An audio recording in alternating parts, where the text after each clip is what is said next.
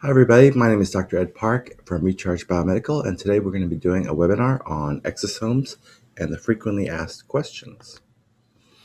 The goal of the webinar will be to talk about how exosomes are different from stem cells, which people may have heard of, ask whether this is FDA approved and what that means, talk about how much it costs, talk about where we put them, and then review my own results from the last 21 months of doing this since about March to about now. So when we look at exosomes, we have to look at the relative size. So these are 100 nanometers, just like the coronavirus, just like the HIV virus, which use the same mechanisms to produce their spherical lipid bilayers. So they're about on the order of 100 nanometers. You can see that in the chart to the upper left. In comparison, the largest human cell is the egg, which is a big one, big mama, 100 micrometers, excuse me. So regular cells are somewhere in the single digit range of micrometers, actually about 20, 30 micrometers. So what we're really saying is that these exosomes are about 1/500th the diameter of the actual cells. They're tiny. They're not cells. They do not reproduce. They don't have their own machinery for metabolism, such as ribosomes and endoplasmic reticulum, Golgi apparatus, nucleus. They don't have their own DNA, much like the corona vaccine does not have its own DNA. But they do contain mRNA, which is messenger RNA, proteins, some lipids, and microRNA, which are very important for blocking transmission of mRNA or translation. Finally, the important thing to realize is, unlike stem cells, they don't have self-antigens. Self-antigens are the major histocompatibility antigens. For example, when you get a blood transfusion or an organ donation, the reason they have to suppress your immune system is because your very specific signature on your cells is something that will cause another person's immune system to reject it. So when you take off-the-shelf stem cells in Mexico, Panama, or even in the US, your immune system will gobble them up and destroy them probably within 72 hours. That's kind of an unavoidable side effect, but because the exosomes are packaged without these self antigens, they're one size fits all. They work for everyone. So the question always comes up, well, is this FDA approved? And to take a deeper dive into that, I would recommend you watch this video I made, Exosome 7. It really talks about what the FDA is, what they serve, and people have this unconscious assumptions about what the FDA is and what they do. So we kind of unwrap that and deconstruct that. I happen to know there is an FDA trial for exosome usage in acute COVID-19 patients as well as hypertrophic scars. So in the future, perhaps to be FDA approved for one thing, and then as physicians, we can always use them what's called off-label. Of course, the intellectual property future of this is somewhat murky. I got a pretty interesting discussion with the chief scientist over at Chimera when I was visiting last month, and it's very unclear if you can own something that's produced by a human being. So there are other kind of paths around that. Some people feel they understand the intellectual property law, but the truth of the matter is it's very unprecedented. That's why drug companies prefer to have a molecule that they invent and they own. And so it's really unclear what that will, if it'll ever be or can be FDA approved. How much does it cost? I would compare apples to oranges by watching Exosome Video 5. That describes the whole history of regenerative medicine, which is in the recent era, maybe only 15 to 20 years old. They started doing the old technology of PRP and then adding stem cells. And now I think this is the newest tool in the armamentarium and one that is more effective, more safe, and actually more affordable. The price varies between $500 to $700 generally. Some people charge more. That's per billion exosomes. Now, that's only the Chimera brand, which is the only brand I currently have experience with. The price will vary depending on the amount of additional work and or risk that's involved. I often use an ultrasound to guide it towards nerves. There are other areas where an ultrasound can be useful. Also, we do intrathecal procedures, which means in the spinal canal itself. We also do microneedling, which takes a little time, anesthesia, and is a little bigger job for us than just doing an IV push, which takes seconds. Unlike stem cells, you don't hang them in a bag and drip, drip, drip for a while. The other brands, and I've spoken to 3 out of probably 5 of the company's head scientists, I haven't been super reassured by what they're telling me about the science and their experience. So that's one of the reasons why I get asked a lot, well, why wouldn't you just use the other company? They're selling more for less. Well, I really have to question whether it is the same thing. And as we'll see in a couple of slides, my experience has been pretty good. So I don't want to change it. Especially one of the doctors, he's not actually a doctor, but he was showing me his printout, and the exosomes they have are ranging in the 2 to 400 nanometer size, which, according to all the scientific literature that we have, unless there's a process by which I don't really uh, grasp, or which I don't really grasp, the standard nanometer size of exosomes produced in the standard way, that would be our exosomes, is about 100 to 130 nanometers. So if you have a plot of the particles and they're coming in at 2, 3, 400 nanometers, you have to ask yourself, are these exosomes produced in the standard way? Uh, Probably not. They could be apoptotic bodies, it could be debris. So in a nutshell, it costs more than PRP, which is simple blood draw. They spin it and they give you back the middle fraction with the platelets and the platelet growth factors. But it's significantly less than stem cell treatments, either off the shelf or autologous, meaning they do a bone marrow ouch or a lipo, which is not great, and then they try and give them back to you as stem cells. If you want to learn more, please watch Lecture 5. I go into a pretty deep dive across the whole spectrum of these regenerative therapies. So how many people have you treated? To date, it's been around, it's maybe a little more than 117 unique persons, and the number of sessions is shown in this graph. So, for example, people with access, like myself and my mom and my kid, and some people who are true believers, like Deb Baker, who gave us our last video, we've done over 5 procedures. Some of us, mom, I think, is up to 13 now. She loves it. Of course, most people will do one treatment, and the question is, does that really make a dent? For some acute conditions, yes. Some people will need 2. Some people with nerve damage, 1 is fine. It just varies. So 74 people got 1 session, 27 got 2, 6 people got 3, 1 person got 4. So it's a kind of an uneven distribution. And part of that has to do with the fact that I was learning and my clinical expertise and my advice has changed. And that is what clinical medicine is. I remind you of a saying we used to say as residents during training, because we would be exposed to all the attending physicians, both those are the senior physicians. They're no longer training, they're certified attending. And we would see a wide range, to put it kindly, of ability, both technical ability, confidence, judgment, complications. And so even though a patient might say, well, how many of these have you done? The question we always thought in the back of our minds was, it's not how many you've done, it's how many you need to do. And I can attest the fact that certain surgeons have done hundreds of cases for many, many years, and they still don't do it very well. But if they have a great personality, an easy smile, then patients don't necessarily know. So if you're going to undergo surgery, probably you want somebody who is technically good, has high ethics, patience, judgment, and that's something you would need to talk to a surgical tech in that hospital to find out about.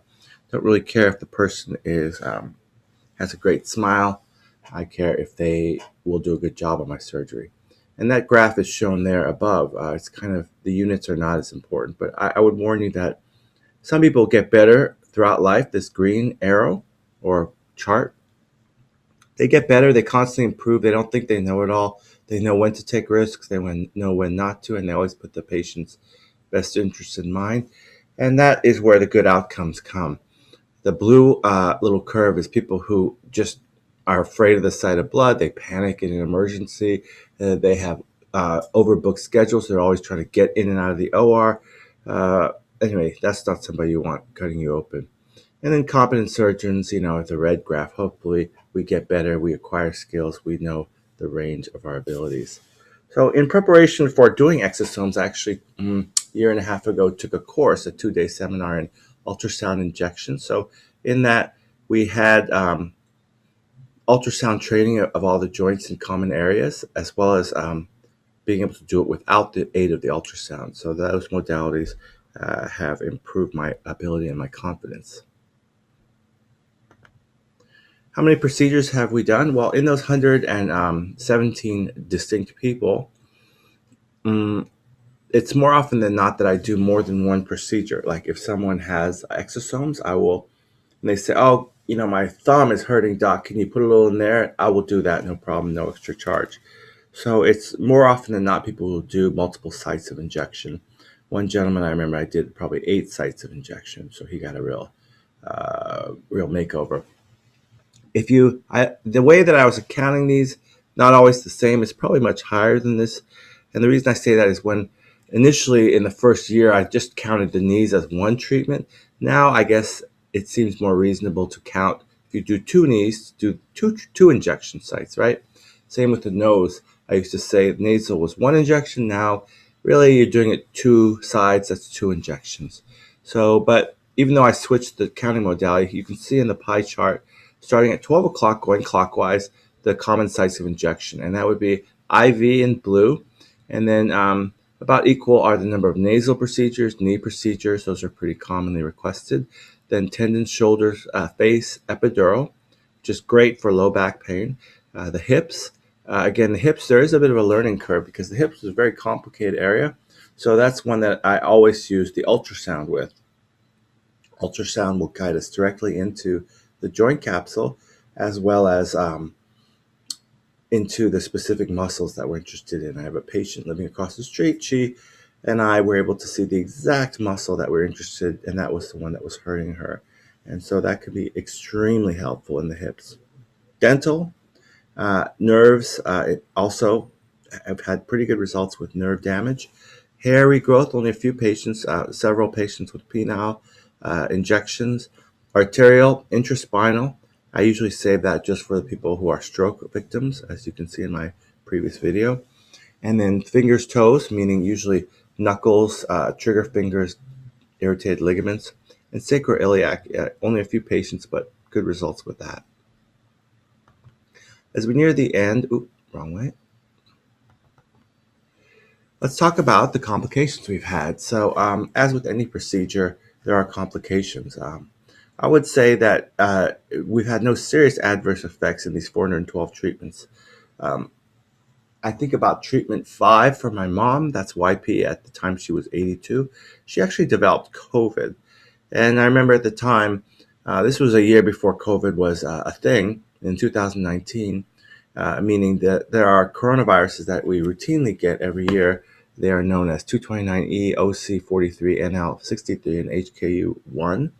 About a quarter of all colds are coronaviruses every year. So the reason I think she got that was because she had, I think it was an ophthalmological tech breathing on her. She said she had really bad breath. And then a few days later, she got sore throat, cough, sneeze, and she lost her sense of taste and smell transiently. But of course, she blamed the exosomes, even though I guess it's possible that the shoulder injection caused some shift in her immune surveillance. But she recovered, she's fine. But she blames the non-COVID, because no one wants to be a COVID person now. But she blames it on the shot. And yet she's taken 7 shots since then for other things and likes it. JYP, a friend of a friend, was 56 when she took it. She got an atypical case of pityriasis, which is like little tiny red bumps or macules, really, all over the trunk and torso, or actually the torso, abdomen, and upper thighs. So usually pityriasis is a disease of childhood. You light up like a Christmas tree with all these red bumps. So she had that in the months after her IV injection.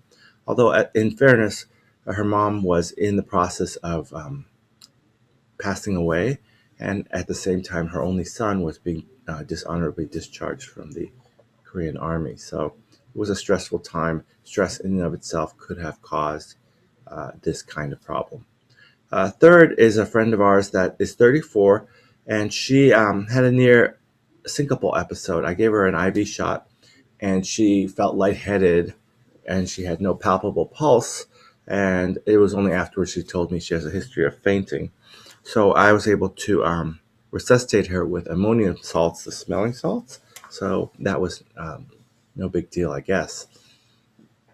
Another friend of mine, CY, is a 52-year-old at the time, and he said he had very aggressive thoughts after a knee injection.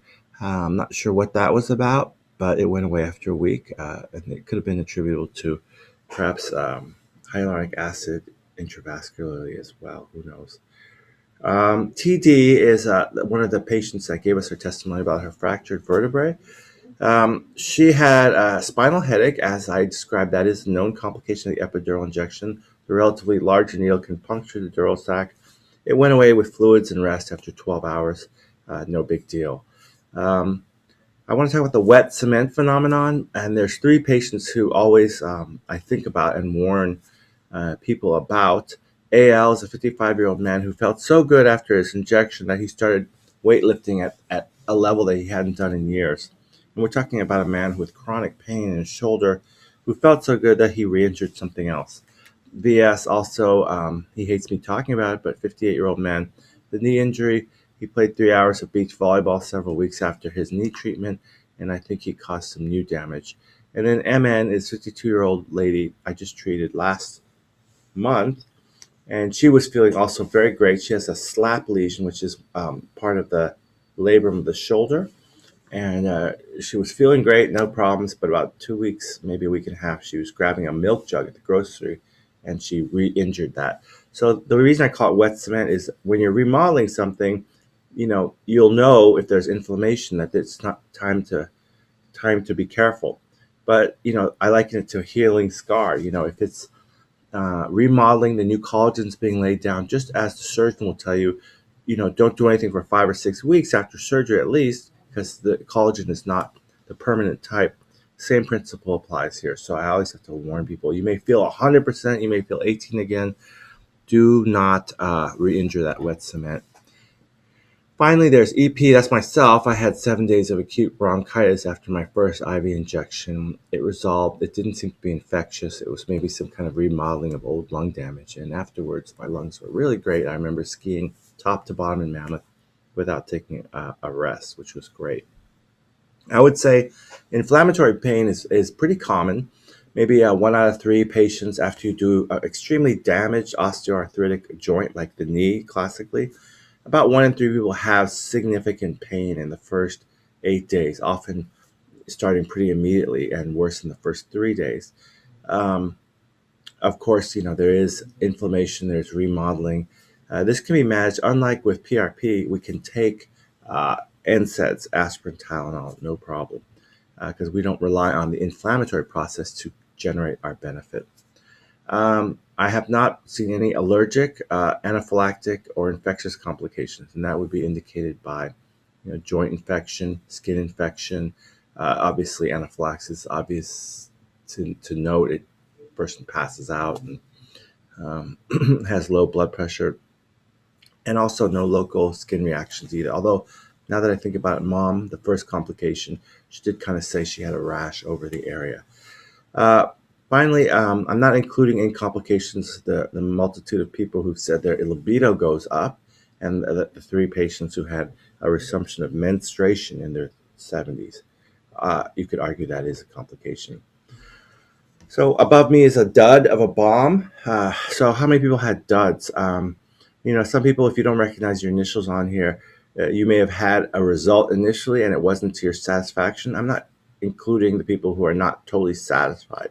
You probably double the number to about 16 to 30% if you talk about their expectations versus reality. But the people who report absolutely nothing happening would be SF. He's a 39-year-old hulking man, and he probably had a labral tear. So my injection into the subacromial bursa, where the rotator cuff muscles and tendons are, probably was not going to help. That was a dud.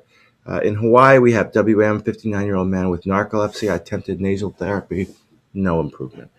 RL is a 73-year-old man who had postherpetic neuralgia from zoster virus. Again, no help there despite an intraspinal thoracic injection. ML, also a person, I injected her right knee and left shoulder and stated there was no improvement. KL, 77-year-old, who came with her husband, who did amazingly well, but she herself received Achilles tendon injection, no improvement. RM, 68-year-old person, dentist who had 3 previous MIs and kidney insufficiency. Again, to date, not reporting any improvement. MK is a friend of ours who is 66. She has mild to moderate rosacea. I tried microneedling. I'm going to try again with subcutaneous injection, but again, I could not notice any improvement in her rosacea. And then finally, sadly, we have 2 patients. One is PP, 92-year-old, severe AD, Alzheimer's. She couldn't recognize she didn't know the name of her own daughter sitting in front of her, any of her kids, her parents' names, her siblings. Pretty bad, but interesting. She was able to hold a conversation with a high level facetiousness and logic, but her long-term memory was pretty shot. RP is an 86-year-old woman with moderate to severe AD. Again, pretty bad. She was unable to remember the names of her siblings, her parents, and I couldn't really say that with one single injection we moved the needle much for them. So finishing up, the question is, should I get treated? I would say obviously you have to be able to afford it. This is not covered by insurance. If you do see results, the shift I've made is instead of treating it as one miracle cure or it only lasts 6 months, it's something that is an available modality of healing, but it's not going to, in most cases, unless you have a fresh injury and you're a young person, it's not going to take you from, let's say you have only 15% cartilage left in your knees. One shot is not going to bring you back to 100%. It's just not. So, if you go from 15% to 30% cartilage, you might feel pain-free for a year, but don't come back to me and say, Dr. Park, my knee hurts again. Well, you've been using it for a year. A good example would be 82-year-old Doug Malwicki, who ran over 2,300 miles this year. He wants another shot because he's not saying the shot didn't work. His performance is better than it's ever been, but he realized he's put a lot of mileage literally on those knees. So don't come at me and say, well, it only worked for 6 months if you're going to run 2,000 miles is what I'm saying. Different story if you have an acute injury. If you're a young person, then we can get you back to probably near 100% function, no problem. Anyway, plan on doing it at a higher dose, plan on doing it at a repeated dose. If you're one of these 8% of people who have no benefit, then forget it. But I would say the response rate is pretty good. Having said that, people have poor recall, like myself. I personally don't forget, oh yeah, I've been having tennis elbow for 4 months. I just shot myself a few days ago. It doesn't hurt. So the question is, there's some residual damage there. It's not going back to 100%. Maybe it's going to 70%, 80%, but let's not kid ourselves. It's not 100%. So it's a matter of aging, damage, accumulated wear and tear. I wanted to bring up the point that the risk appears quite low.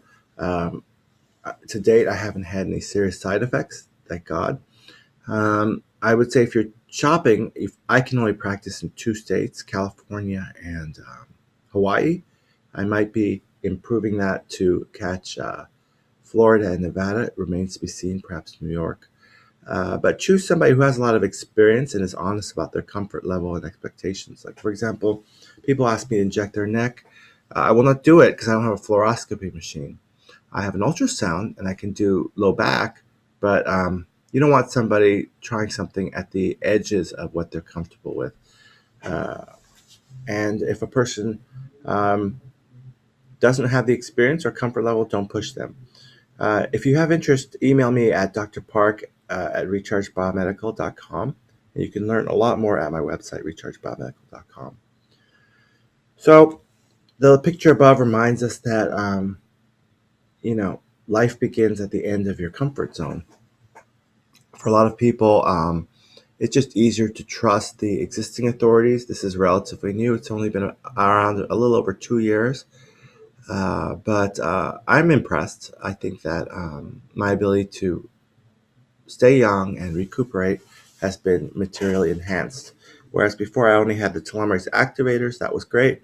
That was maintaining my hair color, my vision, etc. But I think this is a game changer for certain types of conditions, and love to be able to help you if you have any interest or people that know others that need treatment. Please don't hesitate to reach out to me. So that concludes the presentation. I'd like to stop sharing here, and I will open it up to questions. If you have questions, raise your hand or type them in the chat box, and we can go from there. Mary asks, what about experience with lung X? I'm not sure what lung X means. As I think we talked about, Mary, I had my one patient that was Hawaiian. She moved to Florida. She says her inflammation is less. She didn't get back to me yet on her actual oxygen saturation. She's almost 90, and on 4 liters, she's about 88, 90%, actually 92% saturated on 4 liters nasal cannula. But lifetime smoker, pretty severe emphysema.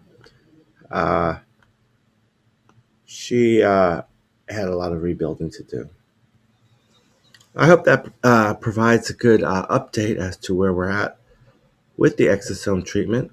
Um, yeah, I think in general, exosomes pretty low risk, high cost, although the value is there if you uh, have a significant decrease in your pain. I remember I had one lady went to one of my lectures last year, and she'd been meaning to try it, and she finally did try it for her back, and it got a lot better.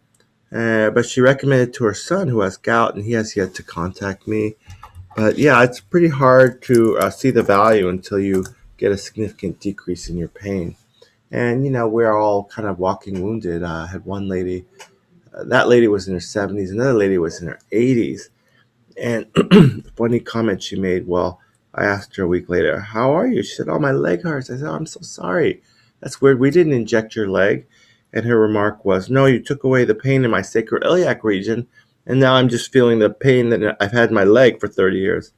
So, again, I don't think that you should anticipate that remodeling your kitchen will somehow fix your bathroom. So let's see if Lynn wants to chat us up here. She just joined. Back in school, baking away. Hi, Dr. Park. Aloha, Lynn. How are you doing? Oh, my knee is swollen. Oh, shoot. Really? I think it's because I felt good and everything, and I think I overdid it.